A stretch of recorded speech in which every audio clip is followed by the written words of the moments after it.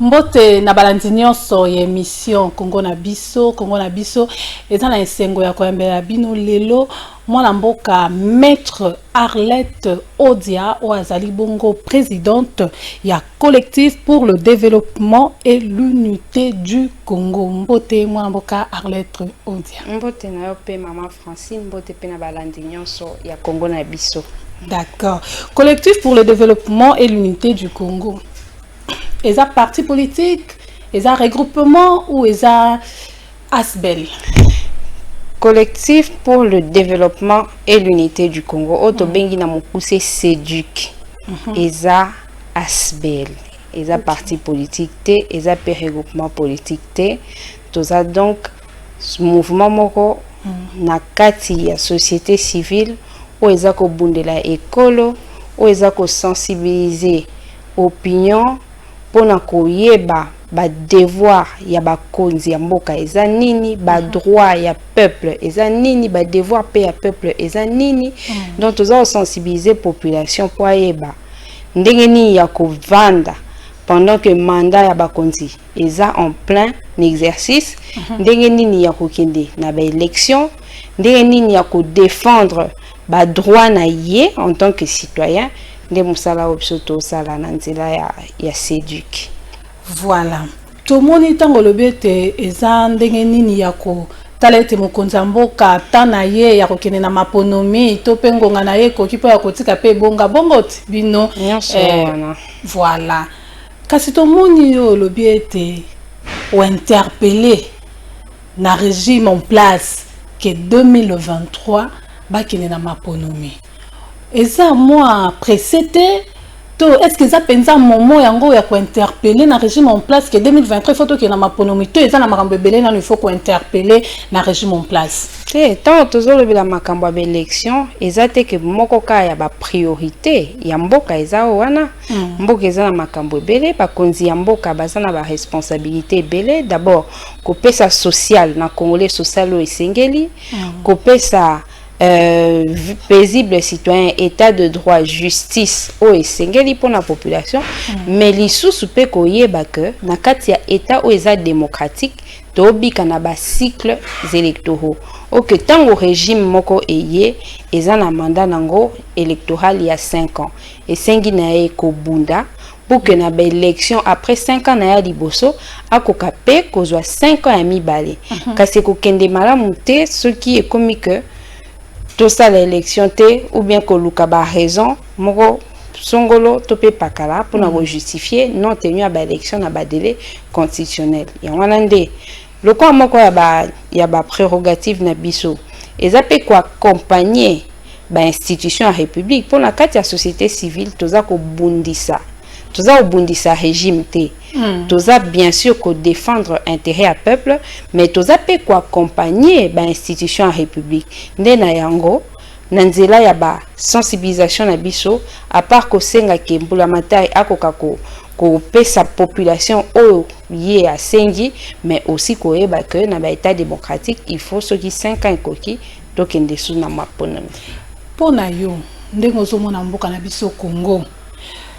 to ebete social en mboka na biso to so voilé te eza mabe ba classe eza mabe bana bazotanga penza mabe bitumba la est kolobate. Est-ce que primordial les 2023 to organiser élection to yiko tika mokonzi mboka oyo nanga na yo pe to ebeta za motema malamu o alingi vraiment amema changement na mboko ye azwana nous 2 mandats que to kende na maponomi te élection na kati ya mboka surtout na régime au président Félix Tshisekedi a memel biso o ya état de droit ezo senga ke mibeko mboka ezala respecté et na mibeko nyonso to anango o eza likonzi eza constitution wana article 70 la constitution oui wana eza tango élection et salamité mais biso to kina nte ko encourager que élection et salamité il faut élection et salama pona nini parce que na kati ya constitution na peuple nde votango par voie référendaire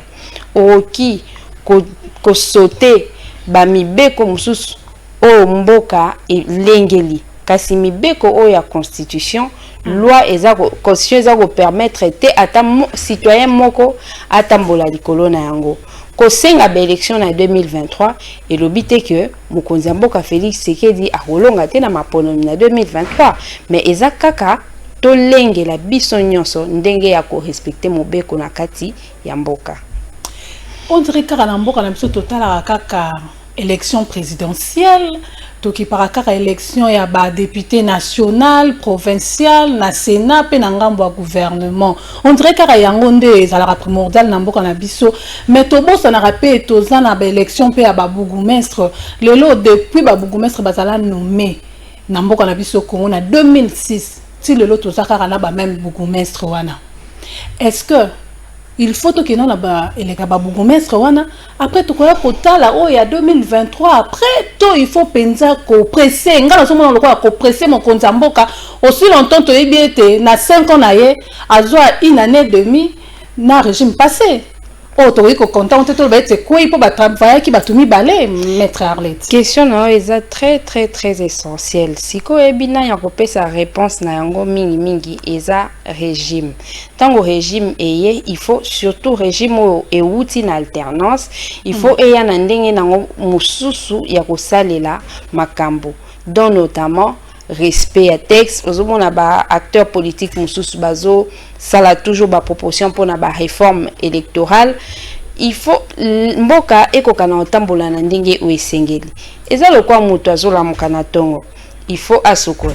il faut alia, il faut abrosser, il faut alata. Yoko lobake o eza plus important eza na ka ko sokola alia te azela na ko sima ou bien lobake alia na no me asokola te. Non, eza biloko il faut esalema au même moment. Oza kokamba mboka, boza bénéficier na ba salaire, boza bénéficier na ba avantage lié na ba fonction, boza bénéficier na ba priorité mususu. Bino mo bo memeli biso par exemple embouteillage, mais ceux qui embouteillage e kangami ba konzi borolekana na sens inverse, mais population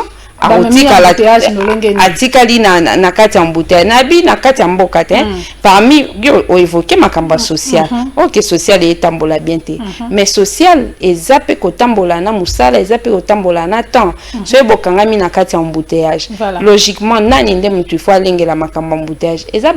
eza gouvernement par rapport à ndenga zo tongela banzela na ndenge azo réglementation et circulation ainsi de suite mais au moins peuple a victime d'embouteillage mais dans les mêmes circonstances mokonzi sokaye aleki il faut ba continuer na ba mesana que nyonso tokosalango nzela moko tant autozo ba avantage ezate kozisa sous peuple kete pona ba élection neti ya bourgmestre ya onde to sala pona to salango te ya président ekokoze la te. Et ça, déjà le fait que l'élection va beaucoup mettre à niveau local, et ça ça les maté, et ça que buka mobeko. Si que ce que lobby que to ba xali sous. Et ça la maté, mais ça na ko buka mibeko ana e bandi na régime de ko Félix Tshisekedi. E bandi leloté e bandi kala, mais kasi yo ko lobate que na loko e bandi na régime Félix Tshisekedi te, Félix Tshisekedi azana devoir top obligation ya robokisa te. Tant wa ki na élection. Tant qu'il y a une élection, kasi alibisa qui na peuple wana ke koyanga na yana élection, talande na osala na oboisa, oyo nyonso esengi po peuple abika réellement ndenge segedi na kati ya mboka na e. Il y a pas d'excuse. Et ça, ba responsabilité au ba konzi bandimaki, pe biso dans la société civile, tous a continuer côté nani gouvernement face na ba responsabilité na e. Et bon ce qui to commis en 2023. Élection et salamité. Est-ce que ça m'a bien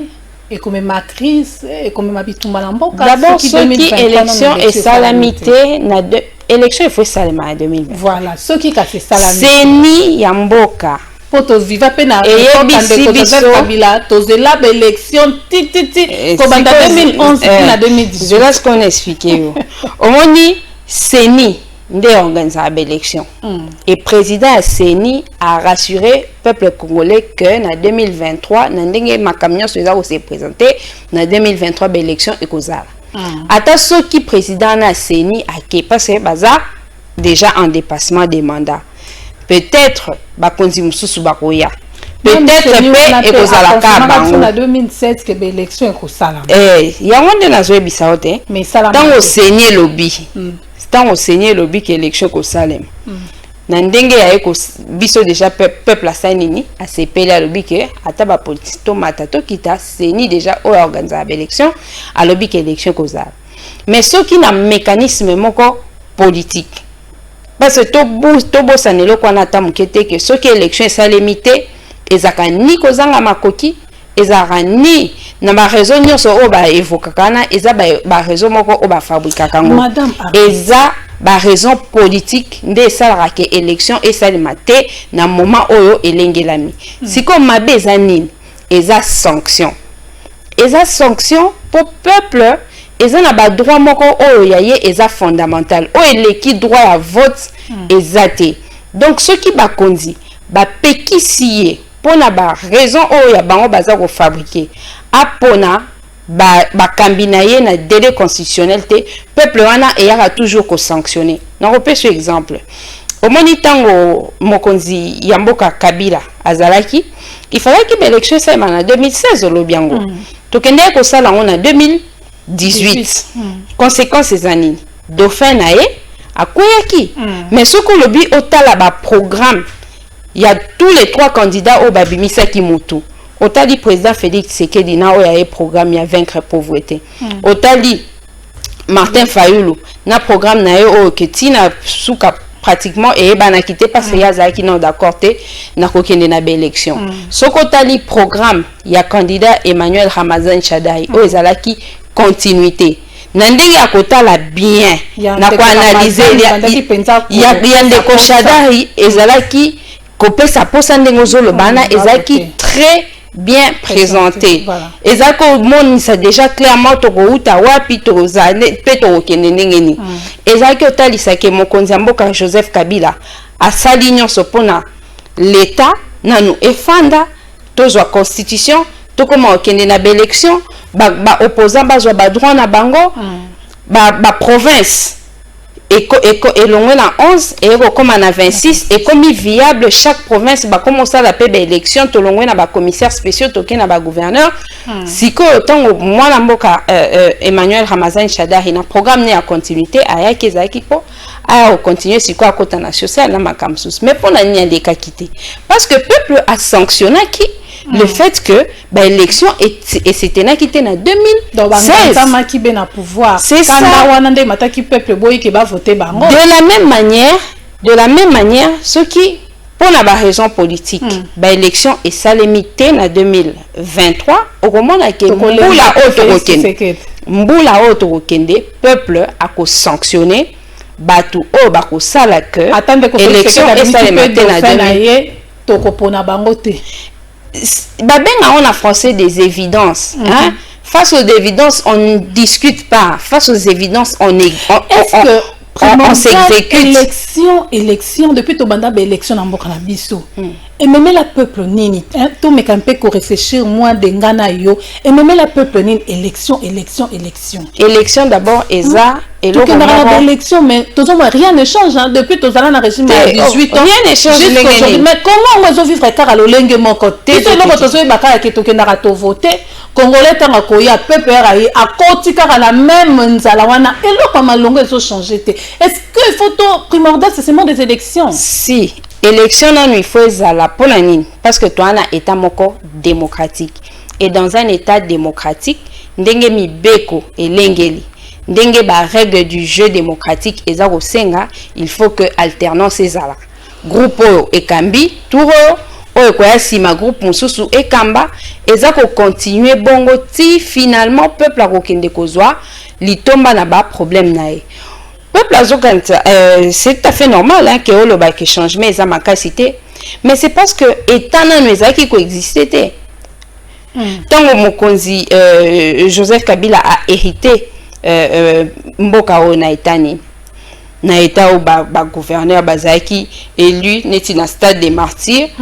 président de la République a dit to voter nani to tomboli musapi c'est pas comme ça que mboka il faut tambola mais il fallait nanu ko vandisa mboka ba ke San City pour na otali so que évolution ezalaki et bien en 1990 CNS et Salemaki conférence nationale souveraine oyo ebengaki baacteur politique na baacteur nyonso ya société civile to réfléchir total ndeni tokokamba mboka esukaki ndenge nini à queue de poisson. Mettons tu es quand même qu'au 2004 d'accord à Sand City et à Kobote la biso 1+4. Donc to longue déjà na état moko na point moko boé to komi na point mususu. OK, sikoyo ndenge bokonzi ya sikeyaki na kati ya mboka tokokaki suko souffrir te. Tokokaki souffrir te parce que nyonso oyo esengaki kosala pour que l'état efanda nanu et ça l'est mis déjà. Awa ata mokonzi Félix Tshisekedi aye na oya ebokonzi ezalaki ka mbala moko ko attaquer social. C'est pour cette raison que programme nae ezalaki préféré na oyo ya Martin Fayulu. Na ototalisa que déjà dauphin ya Joseph Kabila azalaki déjà écarté pour bango ba organiser ki élection te na délai constitutionnel. Si ko totikala na deux candidats Félix Tshisekedi na oya na Martin Fayulu. Mais programme ya président Félix Tshisekedi ezalaki malamu parce que yango directement ezalaki ko attaquer social et c'est résumé qui na vaincre la pauvreté. Mais awa skolo kwa to komo bika mboka ekoti buru yeke ekoti mbutu au lieu que to vanda ba konzi ba fanda ba résoudre ba problème ya social et comme bitumba entre ba politiciens siko lelo o comme ya koela ba poste atamoko azolinga sukoti ke la msusu ebongate maître Arlette Odia ebete poto kene na maponomi il faut recensement et salama ba identifier biso ba congolais poto ebiete glissement et salama moi trop ba étranger pe ba vota moi trop donc ba élection ba ko le lolenge ya malamu te sikoyo pour le recensement et salama, et ça les cambotés y a le lobby et sili et oui qu'on biso soit 2 ans, soit 3 ans, soit 4 ans. Bon lobby était 2023 élection, recensement et qu'on biso au-delà de 2 ans, 3 ans. Trop kaboni. Est-ce que tu as kala mapo numéro na 2023 ngakoto na zo douter moi muki. Comment ni point ni babenga ga média 4e pouvoir, c'est parce que boana responsabilité moko munene, il faut bémissionner ti o aboezala pour permettre opinion ezala éclairée. Makambuya identification. Na recensement étali au NIP, Office national il y a identification de la population. Makambuya élection. Na fichier électoral etali seni bilo wana mibale eza okende ensemble te c'est vrai que na régime utaki koleka to comment ko utiliser carte d'électeur yangwana pe koma kilokola carte des citoyens nde epesi biso impression que peuple a commis le logo kanisa que na identification na fichier électoral nyonso tout eza musala ndenge moko non identification ko bandane musala ti mukolo ya kosilisa na soka lobiki azana besoin même il y a 10 ans ata 20 ans ah ça va mais fichier électoral CENI est rassuré que fichier ezalaka déjà quelques réformes et quoi intervenir entre-temps bako revoir fichier pour bako kakozwa en compte bana o bazaki na âge ya voter te na élection en 2018 o bakomi na âge ya voter lelo pour que on peut ba intégrer fichier et que tokende na maponomi na ndenge sengé na 2023 tolobela gouvernement Samal Konde tim kolonini gouvernement ekobima ngana kansi gouvernement et ça déjà je crois c'est là que sénateur comment il s'appelle encore Bati Lukwebo ça là qui musala presque nyonso ndeko sama yaki kara il fallait qu'il y ait kara maman à construire ou gouvernement jusqu'à maintenant tous autres la gouvernement ekobima mkonini ya on a autre bisao que bakonzi ba se perdre un objectif na bango primordial va se perdre tout côté na ba conflit entre ba politiciens. Or conflit entre politiciens ce qui est bandit et si la raté si régime est aussi là et si la raté non mais et si la raté yozo monate que tango ya chichi na sima élection de 2011 mboka etambola ki normal ti to ko koma na 2016 ba élection salemité ba conflit entre ba politiciens et bandits to kenda na ba élection et loko mususu esaleme na mboka te pour ceux qui déjà mboka ki miezate entre ba acteurs politiques ata so to bito mata tout kita solution kozate pour politicien à mon côté à kondima que yé atikela et bonga na mutu mususu o selon yé akanisi que pe ba rassurer qui que okozwango au moins est-ce que problème est ça tant aussi si ben élection 2023 Mundelo ekota na katikati et puis na beta nyonso démocratique après ba élection majorité et se dessinaka opposition et se dessiner quelquefois ils ala à peine ba non aligné au ba mibenga rabatu ya troisième voie loi constitution ya biso mboka au sangisi on a loi au etali opposition politique na kati ya mboka etali si que ba parti na ba regroupement politique il faut ba sa déclaration na bango na début à mandat pour la 5 ans ba sa dit déclaration que biso toza ba opposition biso toza ba majorité des temps après l'élection de 2018 parti UDPS UNC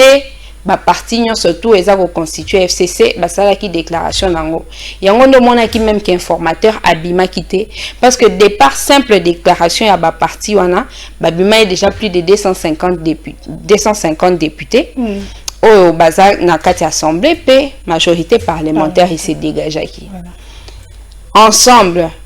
ya Moïse Katumbi na MLC ya Jean-Pierre Bemba basala epé déclaration na bango ouvertement d'appartenance na opposition républicaine. Si comme Martin Fayulu yazaki non aligné, yaza omi benga mutu ya résistance na yenande komuzito. Si ko tango ba problème ekoti entre batu o bazaki na majorité parlementaire to ba FCC na cash. D'abord cash na UNC babandi kopotana na présidence pe na ba place nyonso oyo bazaki ko kamba mboka ensemble et longo wana to komi problème entre cash na FCC au lieu cash na FCC ba fanda ba raisonner problème e uti na nini ndenge nini to ki ko silisa ngo to silisa ki consultation ezala ki pona ko benga PFCC cash ba vanda ba so asenga kete ba vanda ba so la ba ngebele ba répondre FCC répondre parce que raison na ba consultation ozana raison d'une part ya koloba bongo mais to pesa raison pour nani parce que mon konzi mboka aza d'abord une institution aza garant ya nation a ki kozwa ba initiative Yemoko en tant que président de la République que Arosolana tel pour la makam o et talimboka. Mais à part ça, en tant que politique, azana kati ya structure moko, azana kati ya formation politique o que ba signer ba engagement politique, ba créer ba coalition. À partir na kati ya lisanga wana, eza que bisona bino tozako ko solola. Ndenge kaka tovandi na yoboy. Donc en dehors il y a ma consultation à Mokonzi Mboka ou à Lengela qui en tant que président de la République, il fallait que mangomba mibale wana cash d'une part FCC de l'autre ba fanda batala ndenge ni toko sala po to bima na ba problème oyo et même bis oyebi tango FCC na cash bazako kamba mboka le peuple est comme une maturité à une certaine époque peuple azaki facilement manipulé mais lelo to comme une maturité peuple a la maturité azako comprendre pe ba makam il faut se méfier ya ko kanisa que peuple ezaka bato ba sa makelele na réseaux sociaux pour ce que bien ba oyo bazana ba téléphone te ba oyo bazana ba téléphone ezanga ba méga bazé belé koleka ba o basala makelele na réseaux sociaux si ko faut kotala pe au peuple wana o azana besoin te kaye ba nani nde mokonzi mboka ana besoin kaka ba ke mokonzi aza wana aluka solution na ba problème na ye nde peuple wana azai na besoin ke ba wana ba fanda ba luka solution na makam mais ba fandité et comme ya ba jeton ti Olanda ka discours ya mokonzi mboka asalaki nyonso pona FCC baza ensemble kokatsa même temps akatsa ebrata baki coalition FCC cache kokufa te alakisaki motema ne munene ti asalaki nyonso kolobete batilaki ba pot de banane tout pour que ozana raison place wana mokonzi ya mboka aza pe na raison ya kolobaki asalaki nyonso peut-être en tant que président de la République mais asala kinyo sauté en tant que moko ya lingomba cash parce que kosala nyonso eza réellement kofanda kotala problème euti wapi tant bayebisaki biso ke basalaki nyonso est-ce réellement batikala oyebisa biso ke tala mbeba cash tala mbeba FCC esali eza boye non ezali kaka ke baobenga peuple témoin omoni place au bloqué nga place au bloqué on manque pas majorité mais avec majorité ça qui paye ayete ça qui paye ngambo FCC c'est eux qui ont tout fait. C'est pour cette raison que il faut qu'on privilégie intérêt national intérêt général nata koloba que face aux évidences on ne discute pas mais on s'incline évidence c'est ça que mokonzi ya mboka azaki UDPS ezana ba député baza soki 32 aujourd'hui INC bazaki soki 16 FCC ne bazaki un peu mingi face à cette réalité faut qu'on fasse d'accord raisonner si comme moni tellement que ordre wana établi ordre constitutionnel établi et côté des ordres et commis bakende ko benga bato bazana opposition baya ko rejoindre majorité sachant que opposition ana soko sangisi ba député ya MLC au sangisi na ba député ensemble baza ko constituer poids politique mon côté o eza ko kokanana FCC tango ezaki mobimba omoni donc l'UDPS s'est mis na kati ya difficulté moko makasi ya onde lelo eza ko retarder avènement ya gouvernement je pense que ça prendra encore plus de temps pour peut-être bako kana kaka qui erreur ya kosala consultation kolukaete kosala union sacrée kosangisa ba union so ba travailler na ndeko Joseph Kabila koluka kosangisa de part et d'autre na ba parti politique union sacrée eza na vision ndenge yo penzo mo po uti kuna na kata union sacrée ezaki donc idée moko génial o mokonzi mboka zwaki d'abord na ko bandaka na ba consultation parce que mboka était les maquis ça on doit le reconnaître il fallait siko mokonzi mboka a raisonné mécanisme moko ko sala que to continuer kotambola mboka continuer kotambola malam a ben si ba consultation Dieu merci ça s'est bien passé ça s'est mal passé pour les uns et les qui bien pour d'autres les cas qui m'avaient parce que moi même na souka bato FCC batinda ki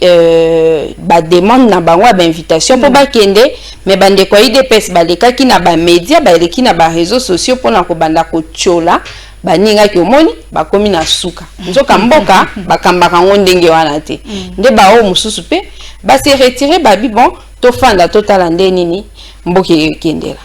siko tango union sacrée pe eye mokonzi mboka talisi que eza nzela pona ye asangisa bana Congo nyonso atalisa moko pe mususu que oyo ezo sangisa biso eza plus important que oyo kokabola biso mutu nyonso ayana oyo aye maele pour que toke liboso siko eloko oyo ezangaki na union sacrée eza nini kotalisa que mutu to parti politique ata so eza na kati ya opposition et okikaka pe ko servir mboka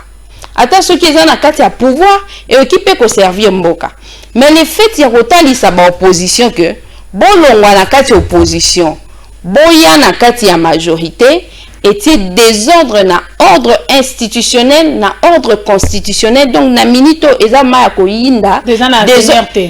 non mais désordre ekozala kaka makasi tozomona kaka même bilongi oyo ba travailler na ndeko Joseph Kabila oyo moko Joseph Kabila loba azwa chance te ya kozala na 15 personnes penene ya malamu po basunga yake musala malamu kaka mitu wana nde tomoni bango lisusu na union sacrée kaka mitu wana nde bango bazobunda lisusu babima na gouvernement oyo est-ce que eko réussir vraiment to kozonga kaka na kati ya likambo tozalaka nango na régime passé en tout cas peuple eza quand même déçu makasi et puis déception à peuple ekendaka wapi pour peuple congolais azamoko ya ba peuple patient azamoko ya ba peuple o azaka exigeant milité il suffit que ba konziba ebise likambo boye andimaka na ye malgré comme vigilant mais après ça va toujours ba konzi chance que mboka eza munene tala ba priorité zebele to ça la boye peuple congolais a toujours disposé na ko accompagner ba konzi mais tango bakomi kotala bakonzi balobi que toko créer structure moko o bato asika baroya une autre façon de voir les choses oh kaka bino boyebisa ke nde peuple akanga kiti sikoyo comme omona bilongi kaka wana bino kaka bino ka bolobaki ke bazaka miyibi parce que oyebi po politicien bayebe moyibi esika bayibaka peuple ayebaka te po bayebaki moyibi ya politicien il faut ka ba politicien mosusu bakoloba ke tala oyo aza moyibi siko ka bato wana oyo bino bobengaki moyibi po baza osala na Kabila bobengaki bango ba malhonnête bato moko batravaille pour l'intérêt peuple te lelo bako se retrouver na kati ya union sacrée okopesa peuple en explication nini maloba kolobeze ebele kasi ngonga nde ezoboma biso tokomi na suka émission maître Arlette nayebi yo na kati ya parti DCU ya mwana mboka Vivie Chimanga kuna pe ozalaki présidente ya Ligue de femmes okite nanu grade wana o bapesa yo na kati ya DCU apa ko démissionner non na grade wana bapesa ki yo ya Ligue de femmes présidente na kati ya DCU pe o quitter le parti DCU ya mwana mboka Vivie Chimanga pour quelle raison non ya liboso eza que ngai pona nga politique c'est ma vie hein la vocation politique na jongo nazana muke makasi même eza na famille eza na lingomba église esika nyonso nga nazalaka je pense toujours comment ko privilégier intérêt national comment to vanda baninga na ba misusu alors quand je viens dans un parti politique souci wana ezakaka mais tu te retrouves place moko o monique soko ke esika mususu o servir plus nation que esika o yoza nde na préféré na ke eza na ndenga koswana te na ndenga mabete lelo na komi ya mwana mboka Vivie Chimanga pesi e pasi ataki wasalaki mwa déclaration ya kobakelo ata ba fleur mais ozolanda message na ye donc ozal pendo zokisi motema na ye est-ce que c'était le moment où yo pende faki olongwa bon kokabwana nyonso esalaka ka pasi ezaka ka yete ezaka bandeko nga na tikite atanga ipe naza na pasi po esengwezaki ke to kamba ekolo na ndenge to kamba parti to kamba pe mboka na ndenge esengeli mais esali que ngai na préféré na travailler na kati ya société civile bango baza ko travailler na kati ya politique bango na de leur part ba ko sala ce qu'il faut biso pe na société civile nous ferons ce qu'il faut pourvu que peuple ndé se retrouver en étant là-bas en étant na kati ya parti politique j'avais du mal ya ko interpeller les gouvernants na hôtel c'est que tala makambo peuple aza ko souffrir nango lelo